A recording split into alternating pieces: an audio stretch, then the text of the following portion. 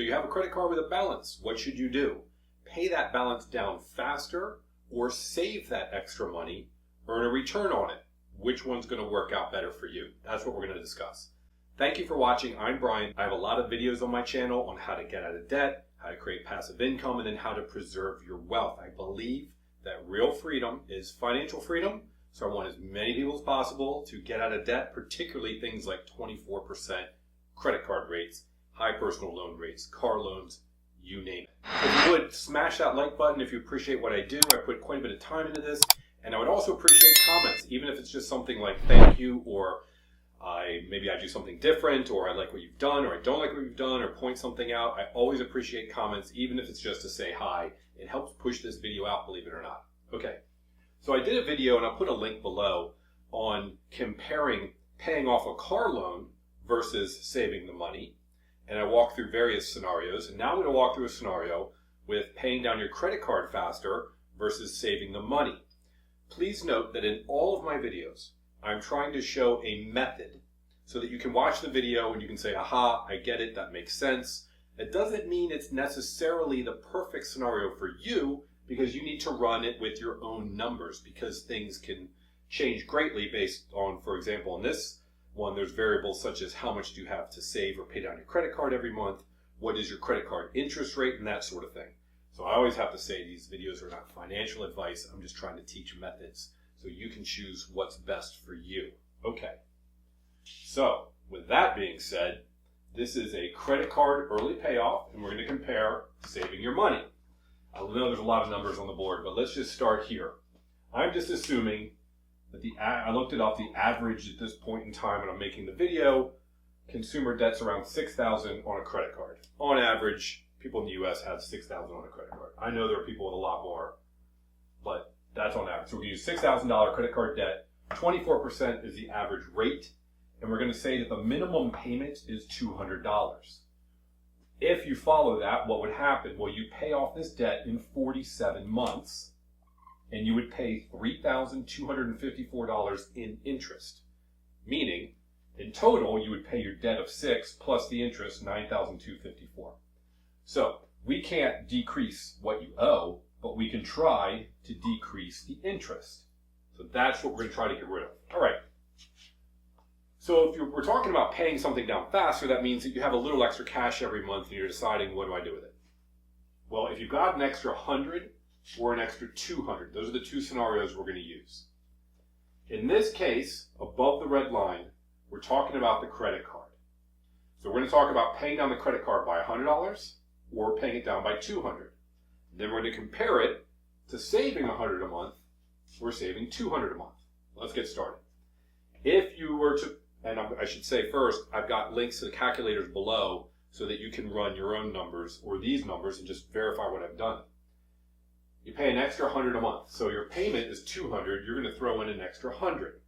When you put in an extra amount, it goes directly to your principal, not interest, so it pays things down faster. So instead of taking 47 months, you would pay it off in 26 months, a substantial difference.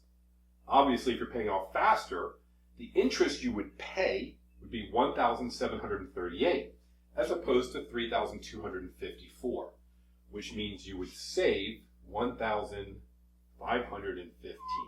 Let's just say you're going to save $1,500. That's significant. All right. If you can throw an extra $200 at it, you're going to pay it off in 19 months instead of 47. The interest will be $1,204, and therefore you will save $2,049 in interest.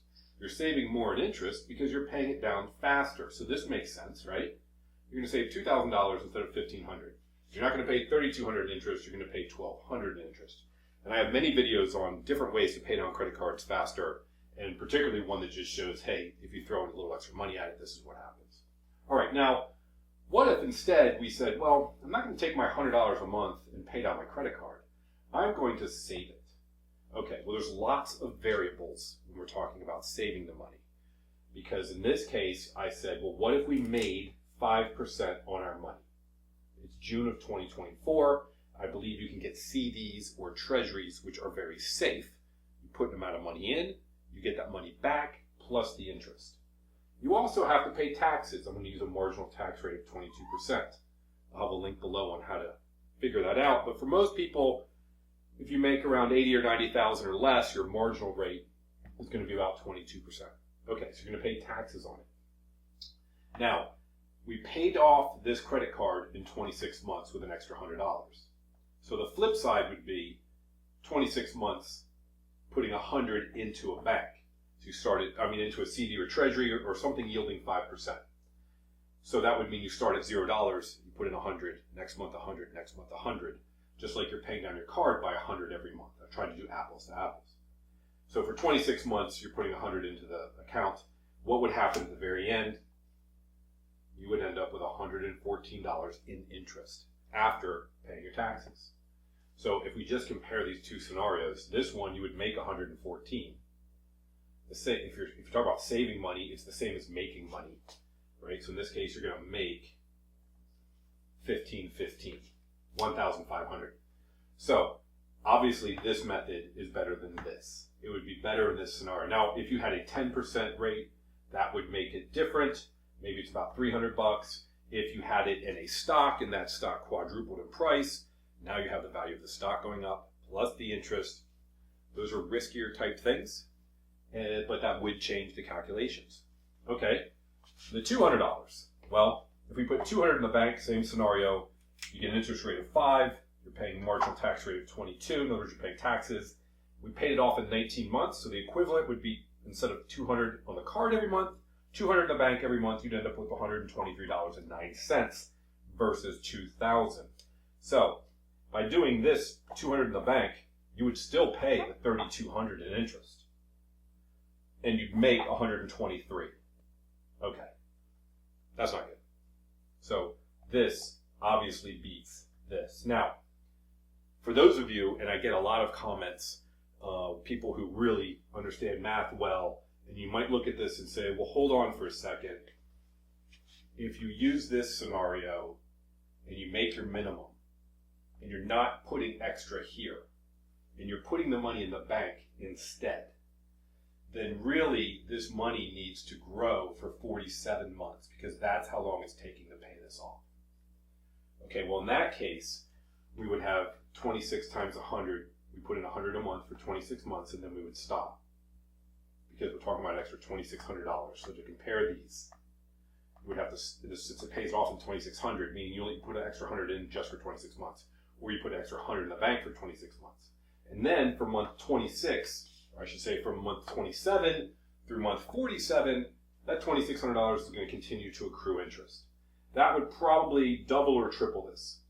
So let's just say technically this would end up being $300, and let's just say technically this would end up being $500. Roughly speaking. I could be off by $100, even if I'm off by $200, even if I'm off by $300, $400, $500, which I'm not. But if I was, it would still make this a better scenario. This does not surprise me. It should not surprise you, because you're talking about a credit card with a 24% interest rate. So in many cases, when you have something that egregious, you're going to want to pay that down as quickly as possible. You would have to have quite the investments to be able to make up this difference. So I hope this has been helpful. I'll put a link also to the video talking about the car loan versus saving money, because that one is much closer. In one scenario, you want to pay the car loan. In another scenario, you actually want to save money.